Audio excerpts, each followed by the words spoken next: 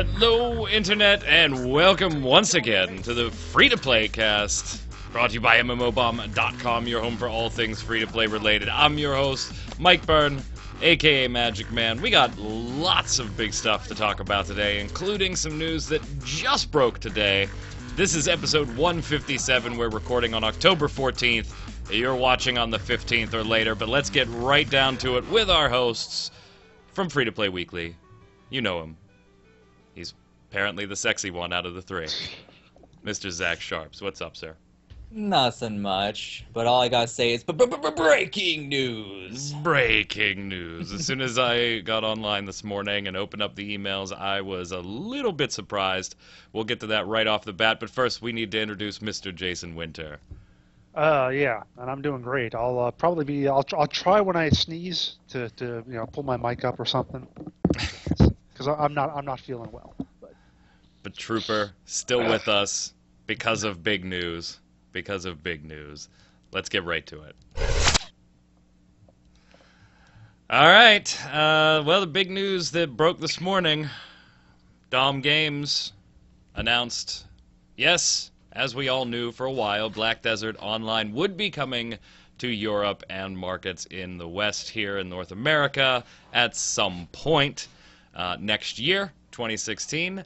But the game's going to undergo some changes, right? And that's to be expected. I kind of read the presser and was like, yeah, this is all the usual stuff. They're going to localize it in English and French and German, and they're maybe going to do a couple systems changes. And then I get to a very small line in the press release that isn't exactly something I expected. I'm going to read it right from the press release itself here, if I can find the damn thing. Good thing you're prepared. Yeah, apparently I moved it to my MMO Bomb completed box. Here it is. So I'm going to read this directly to you from the press release. We're putting a lot of effort into the game's Western localization, said Daniel Lower, a.k.a. Belsazar, project manager at Dom Games. We are localizing approximately 2.5 million words into English, German, and French. Black Desert's online content and gameplay systems will be adjusted to accommodate Western players and our differentiating business model. Very short at the bottom there. Officially, Black Desert Online will be released in early 2016 and will not be free-to-play or use a subscription model. Instead, players will buy the game once and then can purchase vanity and convenience items a la Guild Wars 2's initial launch before it went free-to-play recently. Initial thoughts, Jason. This is kind of your model, right? You love Guild Wars 2, not only for the game, but the model helps too. What do you think? Yeah, I mean, on some level, I feel like buy-to-play is almost like the best of both worlds, because it gets you that, it gets you the initial, it's good for the publisher in that they get that money up front, which is good for them, but then it also allows you to continue to play forever for free, which is kind of good for the player. So you miss out on some of that, oh, it's free-to-play trash, anyone get in there, hackers, botters, I got a million accounts, whatever. But you also don't have I got to pay $15 every month. If I buy it and I step away from it for 6 months, if I want to come back, I got to pay another $15 just to get in. You don't have that, you can go right back in without paying. So yeah, I really do like the idea. It's a little disconcerting though for a game that I thought was going to be free to play, that we all thought was going to be free to play. I mean, it is in Russia and Korea. Yeah, exactly. And that's of course the reason you are free to play, because you want to get as many people in as possible, as often as you can. And this is obviously going to put up a barrier, which I guess they're okay with. They feel like they have a strong enough game, and that they're going to make enough money off those initial sales, and still produce a game that you want to keep coming back to, so that you keep spending the money. Hopefully, again, usually buy-to-play games have a pretty good cash shop. It's rarely anything you think of as being really exploitative. Guild Wars 2, Secret World was the same way. So it's usually pretty good on that front too. So it's good, I think, but it is going to ruffle a few feathers the wrong way, because they're all expecting it to be free to play. Before we get to Zach, who I know has a huge difference of opinion on this particular topic, I figure I'll chime in now, because I tend to agree, and you and I, Jason, had the benefit of talking a little bit this morning offline about this particular topic. I tend to agree with you on this particular title. I kind of think it may be a smart move. It shows me they have confidence in the product to be able to move boxes, right? It is a little surprising. I mean, it's an unknown IP. It's in the West, it's a relatively unknown company behind it, so it's definitely a risky endeavor on that front. One that we saw, WildStar. Let's not diminish the fact that WildStar was an unknown company, unknown IP when it launched with both the box fee and the subscription as being a little bit of a concern on initial launch, and I have those same concerns with Black Desert Online.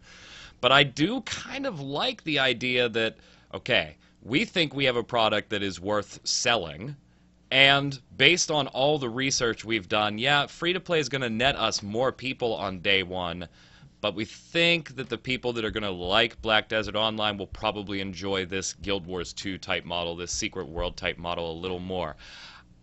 I don't know if it's increased or decreased any of the hype I might have for Black Desert Online, but I think it kind of makes me go, you know what?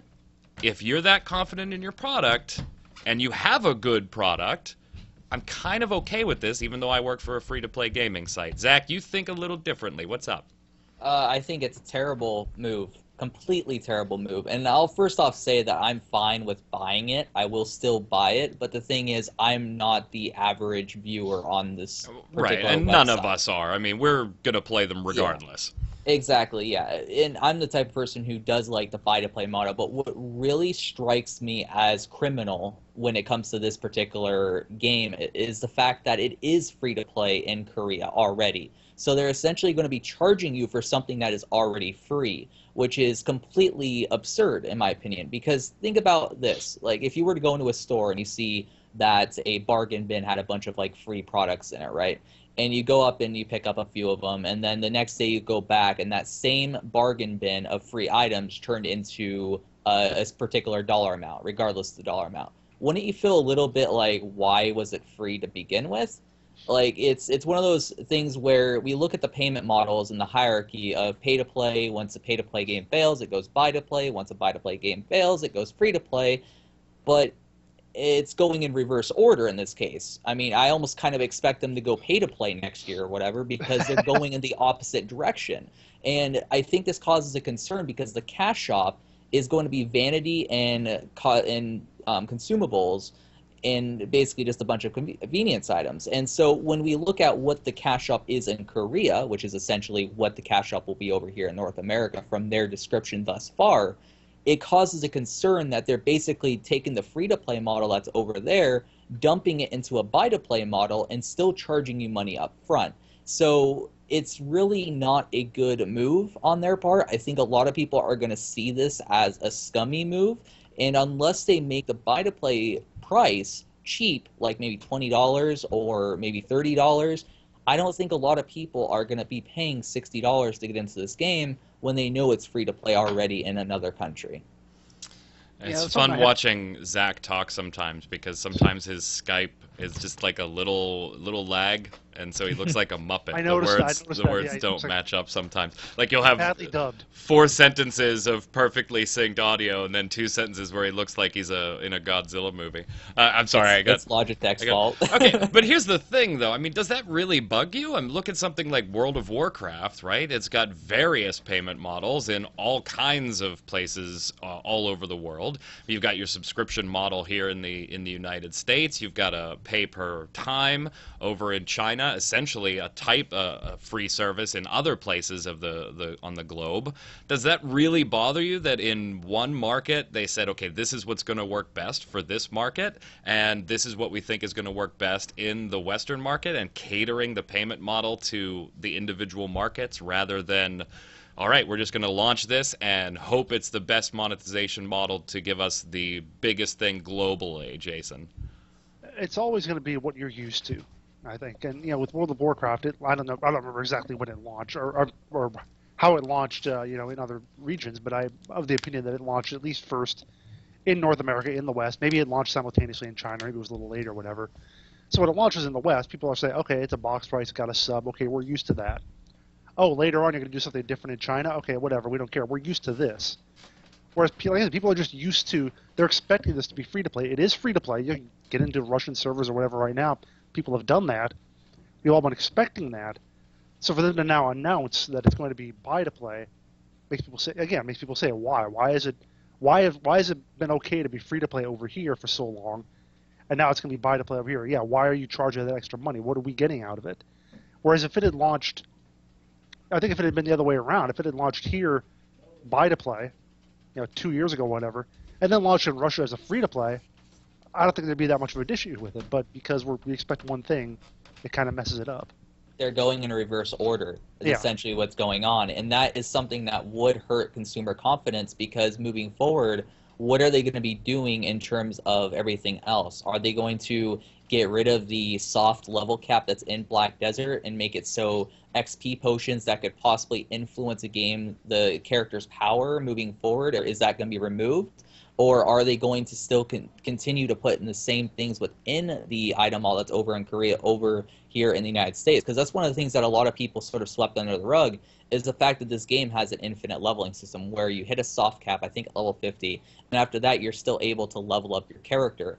And I'm assuming that it basically gives you power every time you level up, because what else would it do besides power? And so if you have an infinite leveling system like that continues to give a character power, then your convenience items further the fact that the game will allow you to progress quicker, like with XP potions in this case, then people could call the game possibly pay to win over here in the West, where over in Korea they might be a little bit more lenient towards that type of business model. But over here in the West, if they continue to put that type of thing inside the item mall and still make the game buy to play, they're going to have a really hard time convincing people that the game isn't a pay to win type title, even though I don't think of it as one. Yeah, so I gotta disagree on that, though. I mean, the Secret World would be my example on this one, and they've kind of got a similar soft cap as far as leveling goes. You don't level in the Secret World, for those of you that don't play it. You up your gear and you use skill points and ability points to be able to equip various pieces of gear and quality of gear. And in their cash shop, they do sell ability points, boosters, even injections of straight ability points, and also boosters to gain skill points or gain ability points at a little bit of a faster level.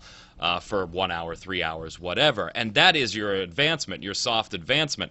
Yes, if I just want to run and gun with my shotgun and assault rifle, then that's fine. The points don't matter after I get all of my shotgun and assault rifle abilities, but I can keep increasing my power so that I can go into various weapons and get cross skills and start using them and things like that. The ability to sell those items, the way they do it is actually intelligent. They sell ability points so that you can unlock the individual abilities, but you can't get straight skill points in there. You can get small boosters to skill point gains over time, but you can't buy individual skill points, and the skill points are what's required to gain and unlock the abilities that you then buy with ability points. So I think that soft type of cap can work in this type of model. I get that it puts a bad taste in people's mouths. I get it. I totally get that front. It's free here. 2 years later, you're going to bring it out here and you're going to charge me for it. I get the bad taste, but if your product is as good as something like Guild Wars 2, I'm fine with a buy-to-play model. But it better be as good as something like a Guild Wars 2 or a similar game that you're going to pay for and you feel comfortable paying for. Honestly, a lot of us didn't feel comfortable even when it launched paying for TERA, right? Everybody on this panel didn't feel comfortable paying for TERA. We thought it should launch free-to-play. If I feel that way when I'm seeing Black Desert comes out next month, I might be singing a bit of a different tune. As long as they've got the confidence in the product and the product is decent, I'm okay with this decision. Yeah, I have a problem, though, with your Secret World comparison, because you're comparing two different types of systems. Because in that game, there is a ceiling. I'm sorry for my mic. There is a ceiling that you can hit at some point. Theoretically, if you buy every single ability, yes. I've been playing the game for years now, and I'm still only at about 60% completion. But that's the point. There's a ceiling. In Black Desert, there is no ceiling. You can continually progress up past the soft cap. And so that's where the cause of concern comes in, because a normal player who only is like a casual gamer, for instance, will never exceed that soft cap probably, because from what they've said and what people have said just in general, unless they change it for the Western release, let's go and put that in perspective here, it could change. After you hit the soft cap, it takes an entire sort of leveling from 1 to, let's just say, 50 in order to hit level 51, for instance. So as a casual player, you're probably not going to be able to do that as easily as someone else who has a ton of time. And so the XP potions is only going to give those hardcore players even more of an advantage because they're going to be able to level up even quicker past that soft cap and become even more powerful. So it's one of those things where I understand that you are trying to sort of give it like a soft cap reasoning from the Secret World, but the problem with that is Secret World has a ceiling. Black Desert doesn't have a ceiling. All right, Jason, come on, help me out here, because to me, a no ceiling and a theoretical ceiling might as well just be the same thing. Yes, there's players that are going to play the Secret World and play the hell out of it every single day, and are going to get 100% completion on their ability wheels and their skill wheels, and even all the auxiliary weapons that they've added to the game since launch. Yes, there's those types of players. There always will be those types of players. But for the normal players, the casual players, if you tell me there's a theoretical cap, eventually I can get all of these abilities. It may take me 6 or 7 years to do it the way I play, versus, hey, we're just going to keep adding abilities, which Secret World does do with their auxiliary weapons, so technically you're only one update away from having that cap removed again anyway. Does it really make a difference? To me, it's the same thing. It's a goal that I'm probably never going to hit. One game saying, hey, we don't have that goal. The other one saying, theoretically, we do, but it's going to take you forever to get to it.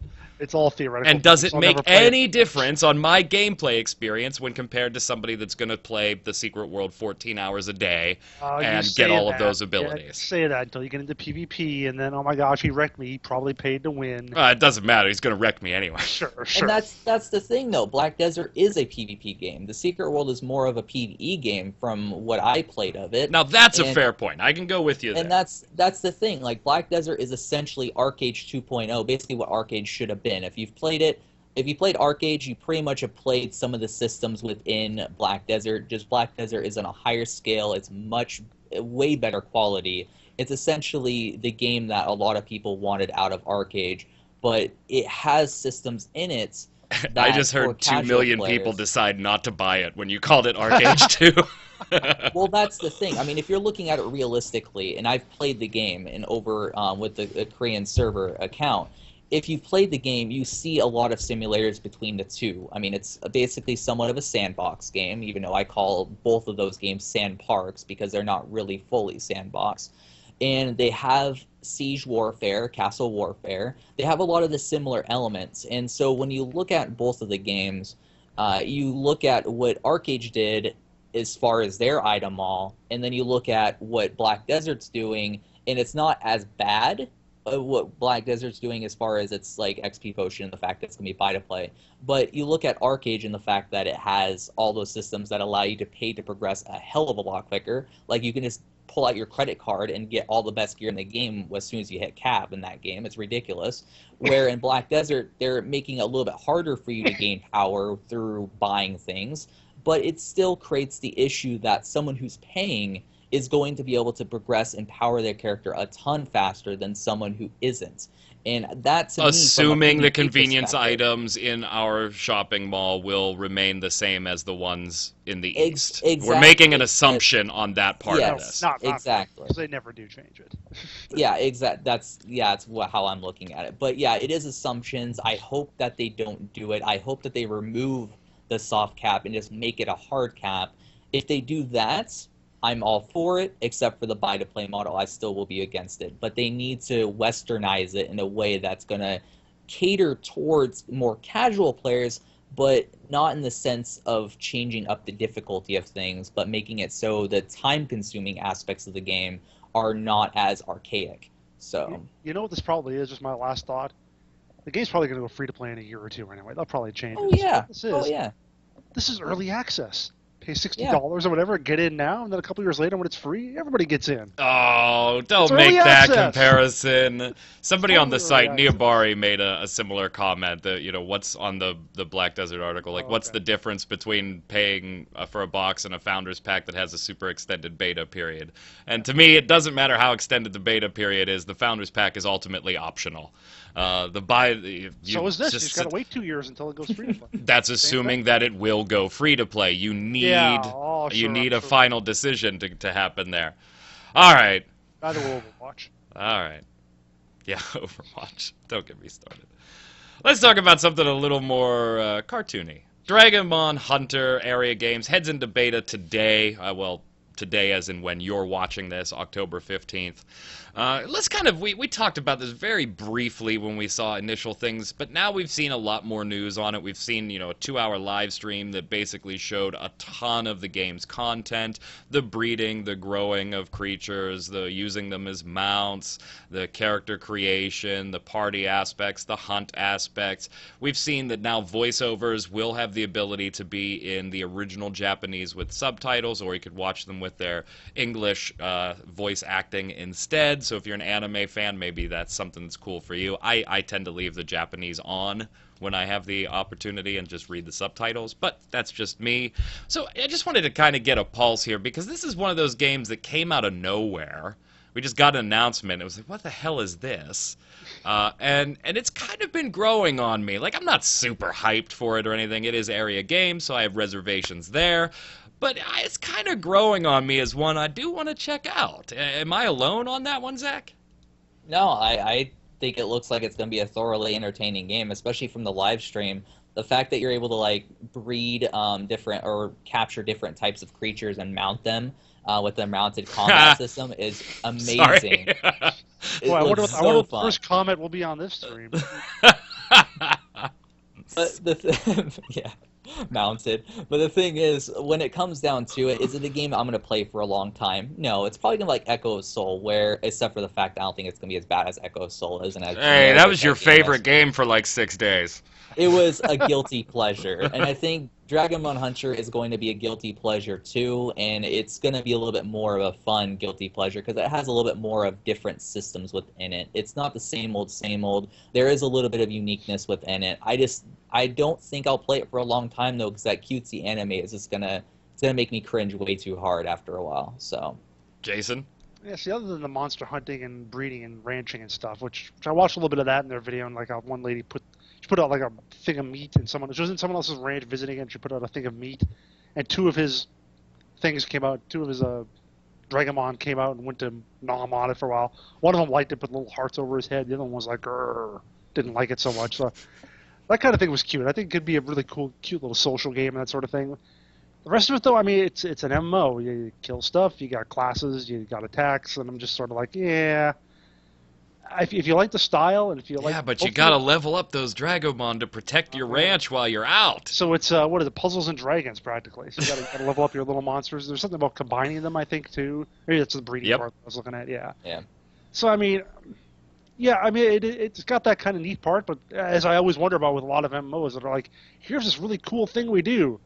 98% of the game is the same boring crap you do everywhere else, but every now and then you get to this cool thing that we put in. So it's like, how much of it is that? I hated the Founders Packs, though. Ugh. Yeah, well, I always hate Founders Packs. I hate when companies do it like this. I can't remember. It'll come to me in the middle of talking this. When they do those, here's 3 $50 packs, and they're all catered to a different play style. So if you like dungeons, get this one. If you like pets, get this one. If you like companions, get this one. But they're all... I hate those, and Dragomon Hunter did the exact same thing.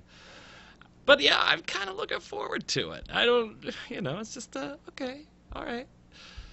Let me get in there and check it out. I'm sure I'll be disappointed. Of course. It's not going to last 6 days like Echo Soul did for Zach. You think you're going to make it that long? I don't know. We'll see. It really depends when it releases, though, right? Like, what if it releases around a bunch of things and there's a lot more, more highly anticipated stuff that we would rather play? That's the thing with me is... Like Black Desert Online.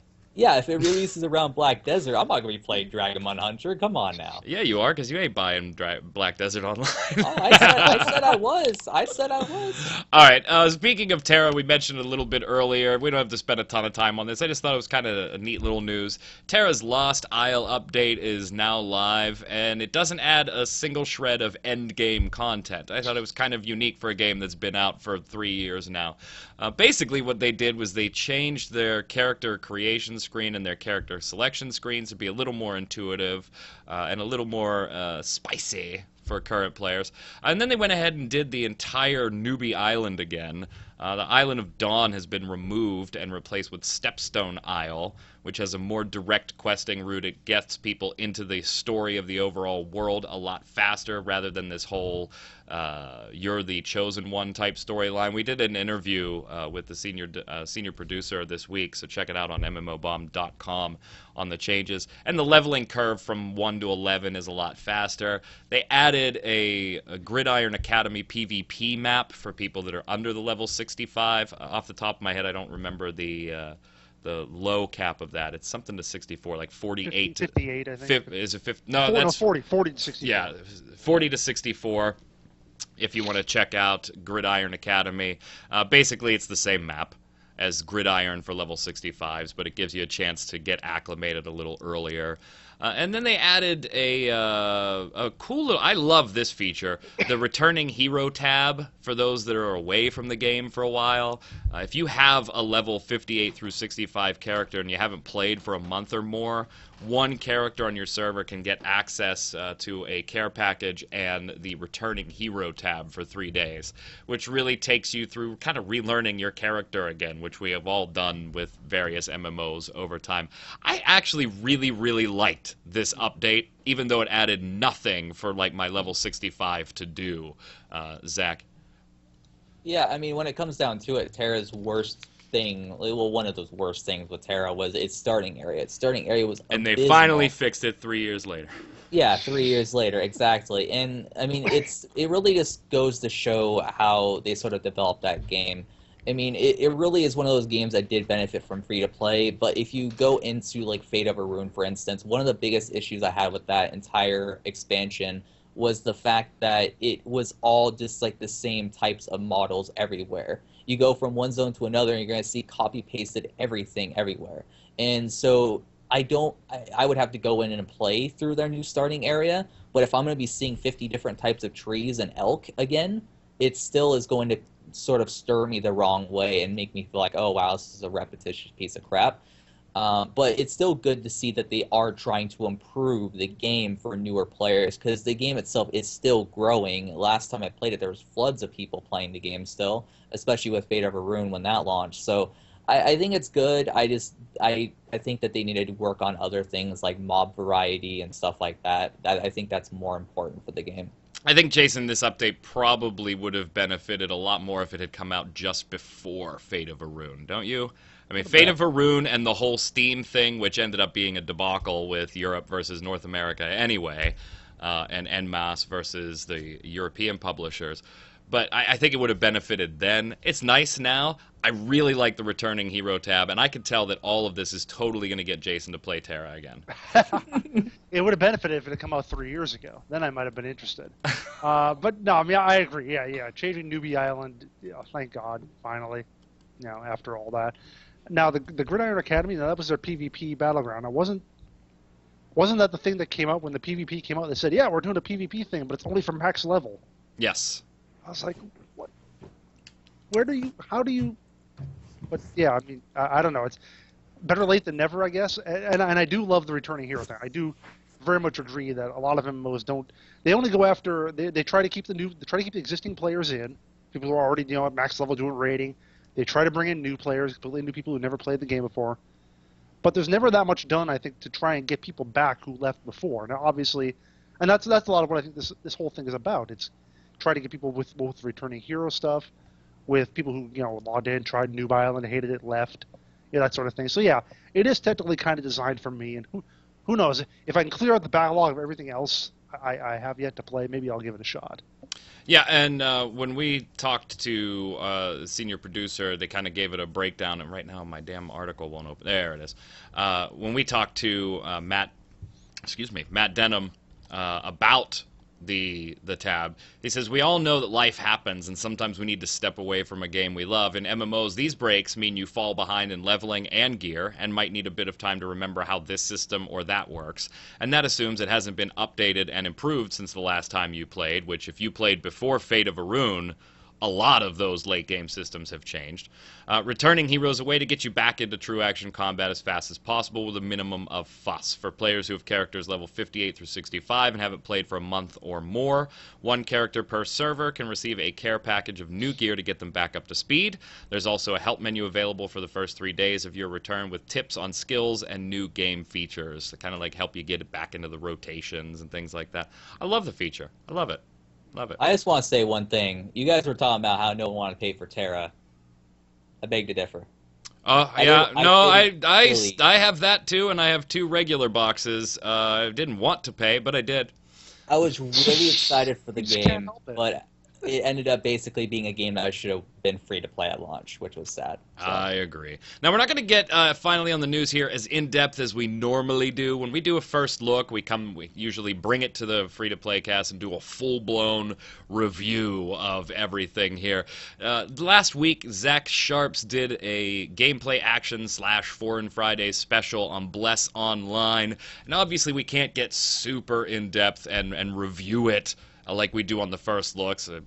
Obviously, we can't do things like the story. None of us knows how to read Korean, so we can't get into the lore or the story and if it was captivating or not. But there are certain things like graphics and sound and the execution of the systems and combat that we can talk a little bit about before we get to the weekly bombs. Zach, I'm going to turn it over to you for the overview here, and then Jason and I will just kind of chime in with any opinions after we watch the video.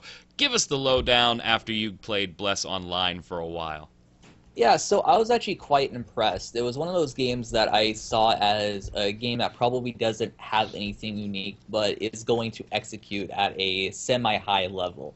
And so when I initially sat down with it and I got into the game, I noticed that right off from the bat, they wanted to execute at that high level with their tutorial area, which sets you at, I think, level 36. So essentially, if you are one of those type of people that have alt-itis, you can go ahead and play a particular class at the beginning of the game and sort of get a feel for it before you dive in and try and progress at the cap. And so I thought that was really cool. It's not the first game to do it, but it is still a cool thing to have within the game. The one thing that really set it apart from other games, though, was the fact that it flowed really well quest-wise.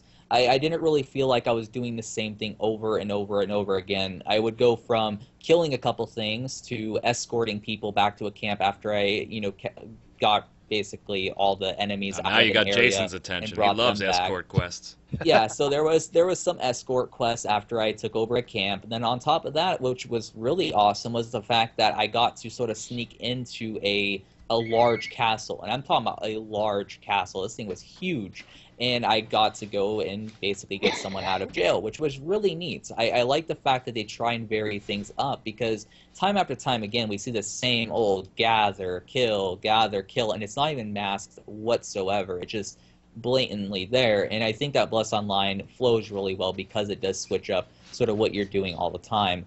The voice acting was good for what it was worth. I don't understand a damn word of it, but it was really emotional. It had a lot of conviction, and it was just overall cinematically, there was a lot of good cinematics thrown into the mix that really sort of added to the experience.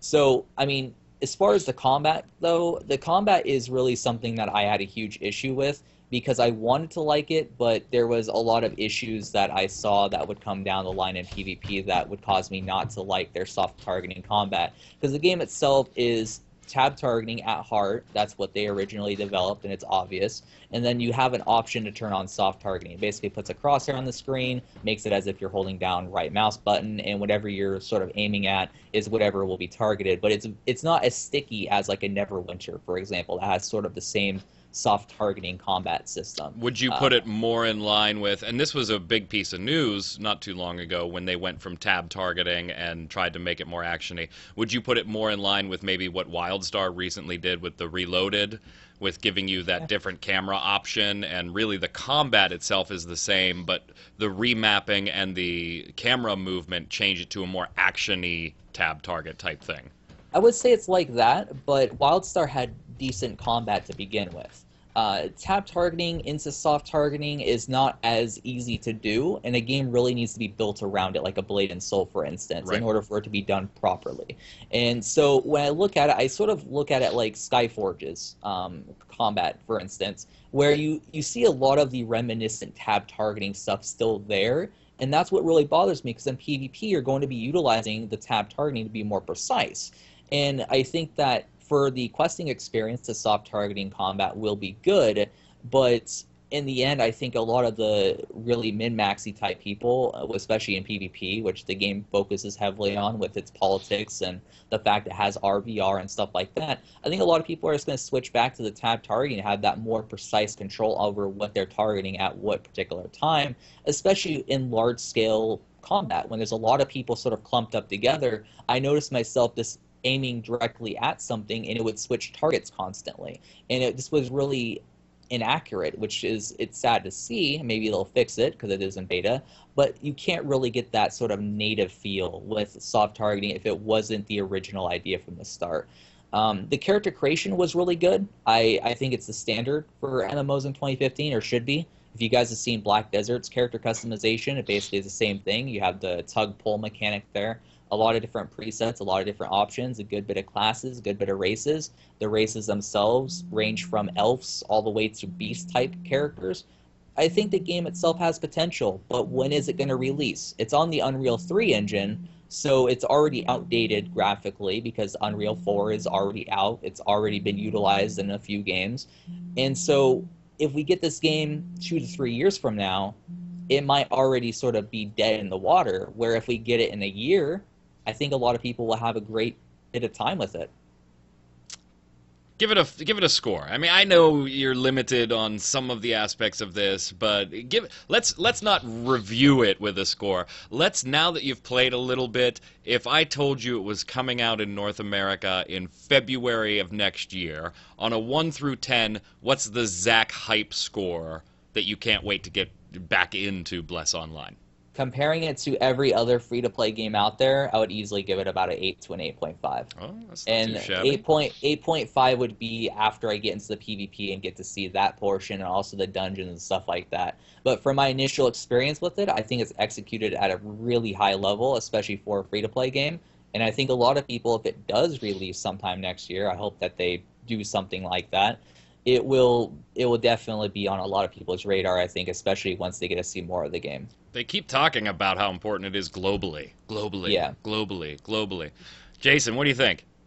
Well, I mean, first thing when I was watching his videos, like he's got the little bit with the sex scene with the sexy maid walking up the stairs, and then it switches to a picture of a horse. I'm like, well, Oh, I forgot about that's that. how that went.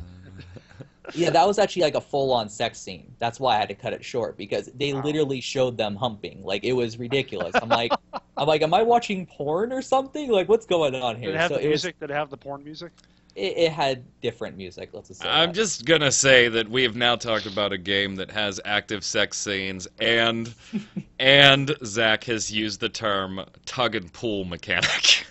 That's all I'm gonna say. Hey, we already talked about the secret world today, so there's a sex scene. Game. God. Yeah, hey, roll a dragon. Somebody there. goes down in the opening cutscene. Enjoy. But I mean, I don't know. I just want to see more. You know, before I make it. I bet you do if there's. Not on that. About the game in general. Jeez, derailed. But I mean, I remember talking about this game like 3 years ago or so, and seeing videos of it, and they showed a lot more. They showed like some sort of like building up your estate kind of thing, and there was some sort of like territory wars, something like that. So that's the kind of stuff that looked a lot more neat to me than just the kind of the general questing and going around and stuff. So that's the sort of thing I want to see out of Bless. That's what I want to get a feel for before I would make some sort of judgment on how good it is. Obviously, Zach couldn't get that far, but I just, my feeling on Bless Online is I have a feeling it's going to do what Blade and Soul did, and at this point, I just don't care all that much about Blade and Soul besides, I'll go give it a look and see what it is. But my concern is, again, Unreal 3, so if it doesn't release here in the next year, it's going to look extremely dated versus Unreal 4 content, and I don't see any expectation of them bringing it anytime soon. So, but I'm glad you're hyped for it. If it came out in February, it sounds like it'd be a good thing. We'll see. Still no word besides they really want to stress the importance of releasing globally. Yeah, international. Globally, whatever. Let's go do the weekly bombs. We know what Zach's is. Go ahead, sir. You're first. I actually swapped it because I already beat that horse to death as it is. I don't need to get PETA called on me or anything. So I'm gonna go in and give a da bomb to a game that's not necessarily free to play, but I think a lot of people may want to look into it. Frontier Developments gets my da bomb because their new expansion Horizons for Elite Dangerous looks amazing. I watched the live stream before the podcast, and my god, does everything look like it's shaping up to be a really good expansion. And if you're a Star Citizen fan, get Elite Dangerous. What are you doing? I mean, come on. The game's already released. You don't have to wait a bajillion years to play your space sim. Play a great space sim already called Elite Dangerous. So I'm going to give it a bomb to them. Oh, they deserve it. All right. So, Dom Games, you dodged an A-bomb from Zach. You dodged. That's all I'm going to say. I'm going to give an A-bomb to Bethesda, a company that I actually respect a lot, for publicly using an interview to announce their concerns about Battlecry Studios' Battlecry project. Now, okay, I know they were responding to a media question, right? They said, hey, what's going on? We haven't seen a lot about this game. Can you tell us? But kind of calling out the quality the way they did of the game, and then literally saying at the same time, well, the team works on other projects at the same time too. It kind of feels like they threw that whole team under the bus. It's like, we want you to work on Battlecry, we're going to have you working on other projects, but then when somebody publicly asks us what's going on with Battlecry, we're going to express concerns with the project, even though we've asked you to work on other things. It just left a bad taste in my mouth, the way they voiced their concerns publicly like that. What about you, Mr. Winter? I'm going to give a dub bomb to Blizzard for nerfing Warsong Commander in Hearthstone, which probably needed to be done because the Warsong Commander, Grim Patron, and even that was his guy, Frothing Berserker. Yeah, that whole thing is just silly. I'm crappy at it, so I've got kind of a smaller version of that because I don't necessarily have all the rare cards needed for everything, and even I wreck a pretty good face with it, so it must be broken. So, good job to clean that up. Even though, kind of hate they made the card completely useless now, but. Oh, well, what are you going to do? There you go. Speaking of that, before we get to the viewer bombs, we have 2 first looks going up in the next 7 days. So if you're looking for first looks, we already got WildStar up. We got the Bless Online video up. We're going to be doing first looks for Devilian Online and for Star Trek Alien Domain, which is a browser game. They just sent over the stuff today. So look for those 2 first looks in the next 7 days. From the viewers, we have Pat Lefort saying In Spirit Online is pretty much dead at the moment, talking about In Spirit and ELOA last week, which I have access to ELOA. Well, everybody does now. And I was playing it yesterday. I was like, I should probably do a first look on this. And I was like, I already did a first look on this game when it was in Spirit Online. So I'm debating on what to do with that. If I want to play it long enough to level it up so that it's different content in the first look. No promises on an ELOA first look. Go watch In Spirit. In Spirit Online is pretty much dead at the moment. No one is attending the servers, and the servers are all messed up. No one can log in nor register anymore. Forums are down. Pretty lame way to go. I wish they would at least close down the servers, but it seems that they just bailed with no announcement. Go ahead, Jason. This is Big Lock, going along the same lines. In Spirit Online was pretty cool when I played it. I guess it was good. I never really put time into it. Well, in a little while, you can play Eloa and get the same. You can play it right now, but your characters will be wiped because it is a beta. Erebus 2075 said, I think WildStar is vastly better now. Combat feels really good. However, I don't feel there's enough incentive to just grind and fight doing so. Too much forced quest grind instead of just nice combat. Look for that to change too. That's something they're very aware of, and they've already done a 1 through 15 revamp, and they're going to slowly work their way up the level chain. So, be interesting to see what they do there. I have a feeling that it's probably going to be something like, well, let's just turn up the experience gains, but we'll see. Blast Soman says Zach brings in 90% of female views. So let's get just a Zach there, if you could get a smile on there. And other viewers love the Justin Bieber haircut, which actually, I'm sorry, I was informed prior to recording today that Justin Bieber has Zach Sharp's haircut, not the other way around. Zach's been sporting it longer. Blaze is a good friend of mine, so it's kind of funny that he finally leaves a comment like that. So, well, your friends think you're sexy. Yeah, You know? He didn't say what gender his friend was. So, yeah. Go ahead, Jason. All right, Don't Turn Around says that's actually the name. That's the name Yeah, of the that's person. actually Don't the Turn name. Around says. He Says. I still can't get to WildStar. It crashes all the time in the loading screen. To get to the starter zone, it sucks. Well, thank you for telling me that I should probably not bother for a few more weeks. Although, hearing what you were saying about them still needing to revamp the opening stuff, again, makes me want to go. Yeah, eventually they'll get it. Eventually. Yep. And there's still odd performance. Like, I don't have queues or anything like that anymore, but there still are oddball stagger times here and there inside the game, so there's still some work to be done. Go ahead, Zach. All right, You get the long one here. Yeah, Tepic says, Rift's European servers have been declining for a long time now. The game is pretty dead. I wonder if server merges are coming and the hike in prices are to pay for that, as well as the fact the game will always have a core fan base who will throw money at the game for the latest stuff at almost any price. As for getting the calling for free, if you have to grind for months to get something, it's not the same as free. The game benefits hugely from people playing this way, and it's how Trion makes money from stuff like Rex. It's impossible without all the grinders. Not to mention that the absolutely enormous amounts of in-game currency required to get this stuff without spending real money requires you in practice to have a level cap character already and to put in job-like hours into the game. Absolutely. I mean, playing it from the North American side, it didn't seem that hard to get Rex. I mean, I've always never had a problem. Well, and that's the huge thing, though, and that's one of the things that Tepic is talking about. You have to farm up a lot of plat to go ahead and get Rex.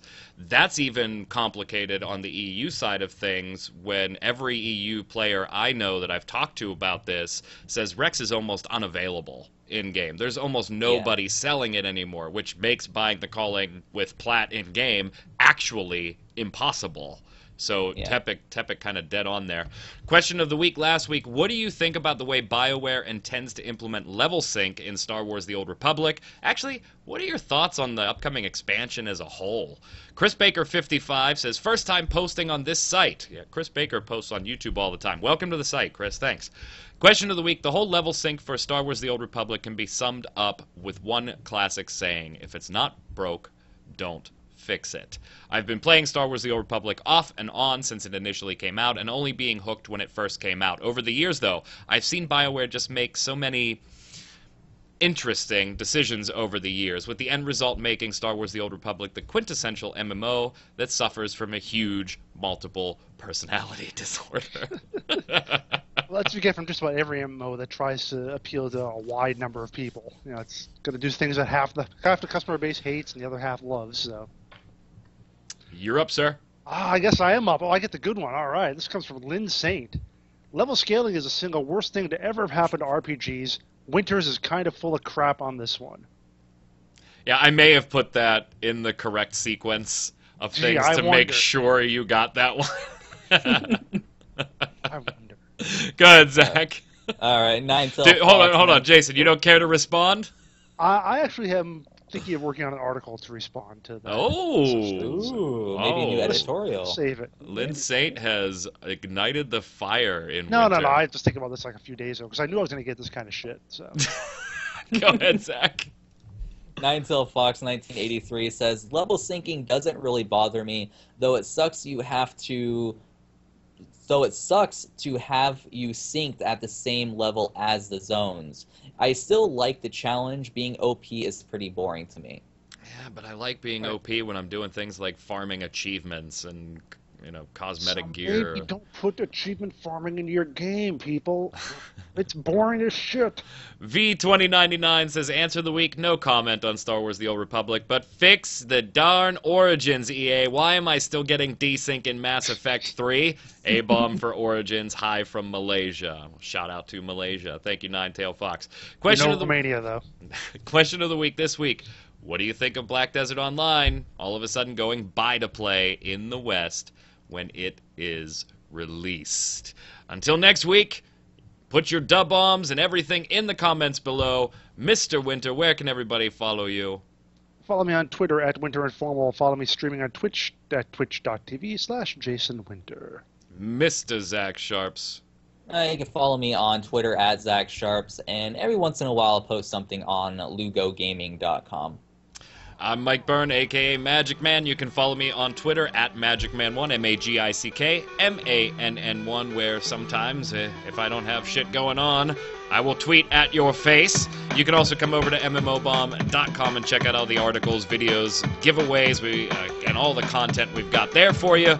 Until next time, stay safe, and we'll see you on the servers.